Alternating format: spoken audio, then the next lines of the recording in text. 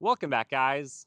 Or if you're new to my channel, this is Automotive Anonymous, and today I get to bring you a side-by-side comparison of two of the most popular Japanese SUVs that you can currently buy, the 2026 Honda CR-V, which is Honda's best-selling vehicle and was mildly refreshed for this new model year, as well as the brand new 7th generation of the Subaru Outback, which are just barely hitting the lots now, to help you guys decide which one might be the right family hauler for you. They both have 4 doors, 5 seats, and they offer a lot, but they do it in entirely different ways. So we have a lot to talk about. And if you guys get anything out of this video today, please consider liking it, comment your thoughts and opinions below, subscribe if you haven't already. Otherwise, huge thanks to Larry H. Miller Honda in Boise, Idaho for letting me borrow this CR-V for the day.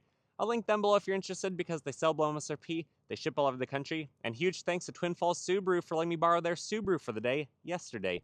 So check them out, I'll link them below, and huge thanks to Lasfit, our channel sponsor. Now let's dive right into this review. And keep in mind that the subtle differences between the specific trim level examples from this TrailSport CR-V and the Touring XT footage I have from yesterday of the Outback is kind of irrelevant. The main purpose of this video, in my opinion, is to show you the more substantial bits for how the vehicles are engineered, how the design of them actually stack up and compare to each other, what the underbody looks like, what under the hood looks like, the cargo area, how the seats lay flat, all of that type of stuff, how the safety features work. It's not necessarily about the trim pieces, it's not about all of the features exactly, it's how they are done, how well they work, how they're laid out. So if you look under the hood of the CR-V, the power plant of this compact crossover, which is often cross-shopped with the mid-sized SUV that is the Outback, because the Outback is slightly bigger, it really has a lot that differs here. Under the hood of this one, you have a 204 horsepower hybrid naturally aspirated 2-liter, or you could go with a turbocharged 1.5-liter that makes 190 horsepower. This one definitely has a lot more power, a lot more get up and go. It is actually very punchy off the line, and it's extremely responsive because of the electric motors. On the other hand, you have 180 horsepower or a 260 horsepower Subaru, and while the 260 horsepower Subaru is substantially faster than this, in my area doing about a 6.9 seconds 0 to 60, versus these usually in the upper 7s or low 8s, this actually feels like a more usable power plant. It doesn't have to build boost, it's just ready to go all the time, and I do think that this balanced hybrid is a very good system and kind of bridges the gap between the naturally aspirated and the turbo engine offered in the Subaru. For daily driving, I might actually be okay with this hybrid. Not only do you get a little bit better MPG, but it just feels very pleasant and well tuned to the road, and I like the responsiveness a lot more than even what the boxer engines have to offer. And what's interesting and unfortunate though is because this is the hybrid CR-V, unlike my Toyota RAV4 hybrid, this has the battery pack, which is a 1.1 kilowatt hour battery pack underneath the cargo floor. So this floor does not lift up. You do not have a temporary spare tire like you do on the non-hybrid, and you also lose a few cubic feet of room. So this is 34 cubic feet back here, which is actually the exact same that you find on the brand new generation of Subaru Outback. And when you lay down these seats, you have about 76, which is also about identical to the Outback. So although the Outback is about a half foot longer than this vehicle, the cargo capacity to the hybrid is the exact same, but the compact crossover that is the CR-V, if it is a non-hybrid, this actually has a little bit more cargo capacity, if you guys can believe that or not. So this might be class leading because it does step up to the next class, basically. Although the plastics back here at $40,000 are not necessarily impressive. You can see you have a 12-volt and LED, you have one bag tie down, but the Subaru, especially this new generation, has a lot more areas to tie stuff down. It even has a subwoofer in the back, although that is, again, kind of getting into the trim, which we're not supposed to do. But it also has a spare tire underneath the cargo area, which this would have if it was a non-hybrid. So it's kind of interesting how similar they are, but also how different they are. And unfortunately, these CR-V seats, while really reclining quite well, they have a huge, massive hump. You're likely not going to be car camping back here unless you have a very accommodating mattress, or you can sleep in a hard place. Anyways, what are your thoughts? Comment below. And huge thanks to Lasfit for sponsoring today's video. I know a lot of you guys have heard of them because they are a name brand company, and many of you guys have even used my discount code of AA20 for 20% off your order, which is good through the rest of the year, but a lot of you guys still have not heard of them. They are an aftermarket company. They specialize on a few different products for all the late model vehicles, but they have really been known for making some of the best floor mats in the business. Factory floor mats just aren't that good. Even the optional floor mats really aren't that good. And a couple months ago, I actually put out a Honda CR-V video that was dedicated to Lasfit, where we took out all the factory mats and we replaced them with Lasfit, so you guys can see the exact difference that the Lasfit offers. Basically, they offer more surface area. so they're more likely to catch the mess. But they also have more deep grooves, so they're more likely to separate you from the mess. And then they have tall sidewall, so they're less likely to spill the mess out onto the carpet surrounding the rest of the vehicle where you don't exactly want it. Because factory mats usually don't have a lot of rigidity, unlike the Lasfit, so they actually hold the mess in place when you pull them out of the vehicle. And that's quite appreciated, especially if you have little ones in the back, or if you have sloppy individuals who are going to spill all over the floor. Having a pair of Lasfit mats is really going to help you to not have deep messes in the actual carpet, and they're going to be easy to spray out, clean up. They're quality rubber, they're laser fitted, they work really well. So with discount code AA20, you get 20% off, and thank you Lasfit for sponsoring today's video. The back door panels of this CR-V actually open up bigger than the Subaru.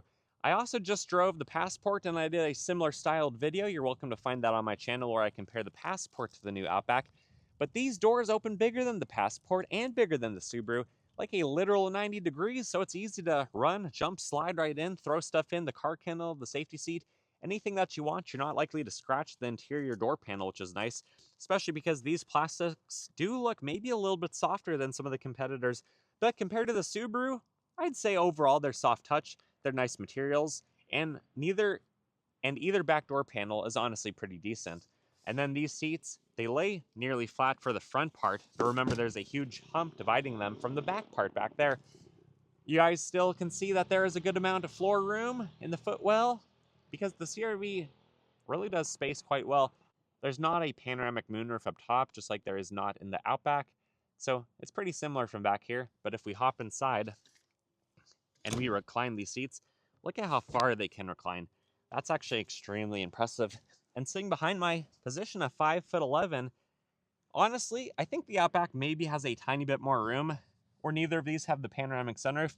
I think I had a tiny bit more headroom yesterday in the Outback, but overall it's pretty nice. You also have vents, some plugins, higher trim levels of the Outback have the heated seats for the outboard. You have the armrest, which is actually designed better because the cup holders are in the middle, unlike the Outback where they're like this. But unfortunately, that just goes back with the seat back there, so it's going to kind of depend on the passenger on the 60 split on where they want the cup holder to be. Otherwise, this is actually really soft, really comfortable, and these Honda seats are probably pretty similar to the seats I was in the Subaru yesterday for comfort. And before we hop into the driver's seat and then finish this video up with my final thoughts, let's take a minute to talk about the safety features, starting with the Subaru. Subaru has the Gen 4 eyesight system. That is the 3-camera design. It does lane keep assist, adaptive cruise, automatic braking, rear cross-traffic alert, rear reverse braking, all of that type of stuff really well. Additionally, it has blind spot monitoring, turn signals on the mirror at the right price point, similar to this Honda. And overall, Subaru does safety really well. I don't think that the systems are necessarily better from what I experienced driving it all around all day yesterday compared to what the Outback Wilderness I used to own was, but overall the system works well. It does a pretty decent job to keep you in your lane, but this Honda is probably on par. This thing does really well. I don't know if it's necessarily better, but I am pretty darn impressed at how well the Honda keeps you centered in the lane. You don't really pin around like a ping pong ball or a bowling ball or anything like that bouncing between the gutter lanes.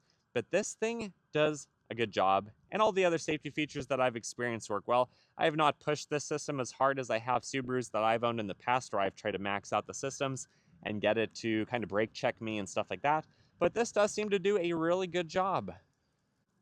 But unfortunately, what I read online is that the CR-V does not have a torque vectoring all-wheel drive system. It's more of a slip and grip system. So once the front wheel starts slipping, you start to engage the rear.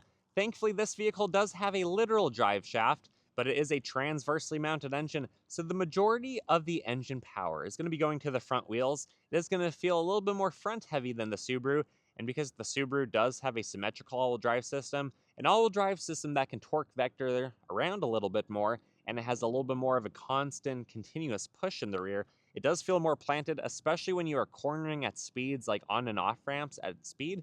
I do think that the Outback feels a little bit better, but again, it is a mid-size SUV, and although it might weigh a tiny bit more than even this hybrid CR-V by maybe 100 pounds, the wheelbase is slightly longer, the overhangings are slightly longer, so the weight is distributed just a little bit different, and that does make a difference.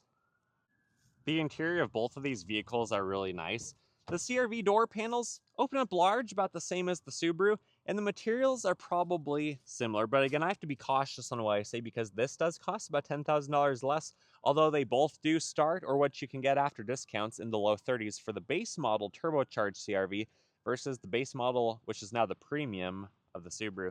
But nothing to really talk about on the door panels. Materials are nice. They're materials that are going to last a long time and age well because the CR-V and the Outback really do have a long history of lasting a long time, where those models were founded in the 90s. You have cloth seats, powered options on this one, heated steering wheel, leather wrapped. I do think that the leather wrapped steering wheel on both of these vehicles feels to be about the same quality. I think they both feel nice in the hand and like they're going to age well. And when we sit inside the CR-V, I think the visibility overall is about the same as the Outback. Maybe the Outback has bigger side mirrors, so you might be able to see a little bit more. Maybe the windows in the front are a little bit bigger too. And I do feel like I sit higher in the Outback, so maybe I can see a little bit more over the hood. But also you can play around and adjust your seat, so that's not really a concern either. I really wish that the CR-V had transmission tunnel storage or above the glove box like you find on the Subaru.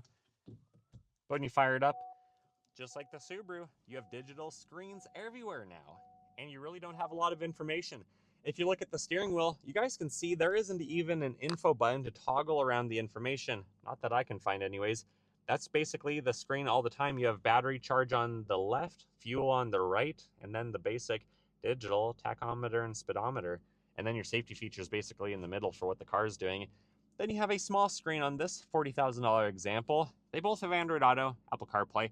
Hopefully they age pretty well. It's honestly anyone's guess on which system is going to age better over time, and the backup clarity on the Subaru might be a little bit better now than what the Honda was, but this Honda is definitely better than the last generation of Outback.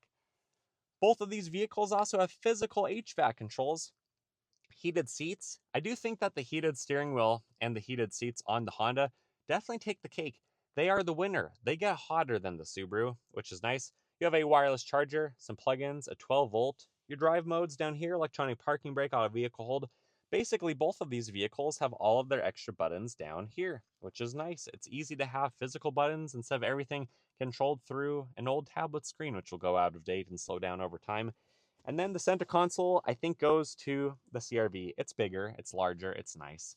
But then both of these vehicles do have sunglass holders up top, the controls for the power moonroof, and the CR-V actually has the fancier sliding as a whole unit visor, whereas the Outback only has the extension piece, and they both have an incandescent light, even on these expensive trim levels.